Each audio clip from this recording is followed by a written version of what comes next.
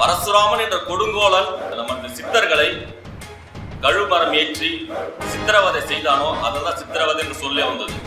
இந்த விஜயநகர பேரரசு வந்து தமிழகம் இருந்து நடத்திய கொடுமைகளை இந்த வரலாற்று செய்திகள் மறைக்கப்பட்டிருக்கு. அதை விட மிகப்பெரிய கொடுமைகள் இந்த விஜயநகர கொடுங்கோல் அரசு செஞ்சிருக்கு நம்ம தமிழர்கள் மீது.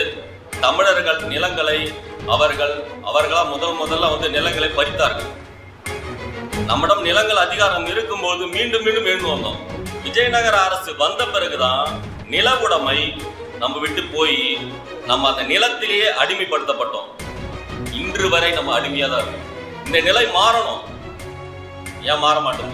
நம் ஒவ்வொரு குடிக்குள்ளையும் பொருளாதார ரீதியாக ஒருத்தர் 2 பேர் உயர்ந்தவனை அவன் கீழே வச்சுக்கிறான் இந்த வடுக அரசு.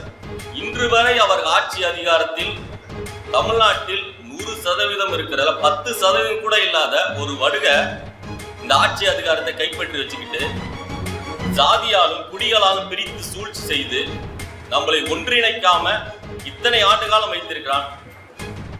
ஏன்? நம்மளோட அறியாமை. நம் வரலாற்றை நாம் மறந்து விட்டோம். நம் வரலாற்றை வேற மாதிரி சித்தரித்து நம் மீது புகுத்தப்பட்டிருக்கு.